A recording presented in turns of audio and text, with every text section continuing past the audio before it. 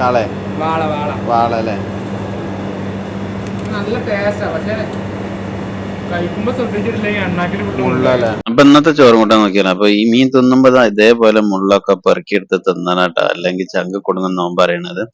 അപ്പൊ ഇന്നത്തെ നമ്മളെ ഫുഡ് എന്താ നോക്കിയാലോ. ക്യാൻറ്റീൻ ഫുഡ് പറഞ്ഞാൽ അടിപൊളി വെറും ചോറും അതിക്ക് മീൻ പൊരിച്ചത്, അതിക്ക് മോര് കുമ്പളങ്ങി തക്കാളിയൊക്കെ ഇട്ട് വെച്ച മോരും കറി.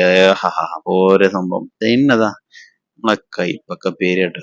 കൈപ്പക്ക പേരി എന്റെ ഉണക്കമുളകും കടുവൊക്കെ ഇട്ട് വറുത്ത് കറി പോലെ ഉണ്ടാക്കിക്കും. പിന്നെ ഞങ്ങൾക്ക് അച്ചാറും പപ്പടം. അച്ചാറും പപ്പടം, 2 പപ്പടം എടുത്തുകൊണ്ടോ. പപ്പടം മാറ്റി വെച്ച് നമ്മളതാ മീൻ ഉള്ളി നോക്കുക എന്തായാലും എത്രയൊക്കെ മുള്ളുണ്ടോന്ന്. ചെറുതായിട്ടൊക്കെ മുള്ളുണ്ട്, ചെറിയ മുള്ള്. അപ്പൊ മീന് കഷ്ണം എടുത്ത് കഴിച്ചിന കൈപ്പക്കയും പാടെ മിക്സ് ചെയ്ത്, ആ കഴിച്ചിന കൈപ്പക്ക പോകാൻ വേണ്ടി കുറച്ച് അച്ചാറും പാടെ മിക്സ് ചെയ്ത് ആ പപ്പടം എടുത്തില്ല കേട്ടോ. പപ്പടത്തിന്റെ പൊട്ടും കൂടി മിക്സ് ചെയ്യണം.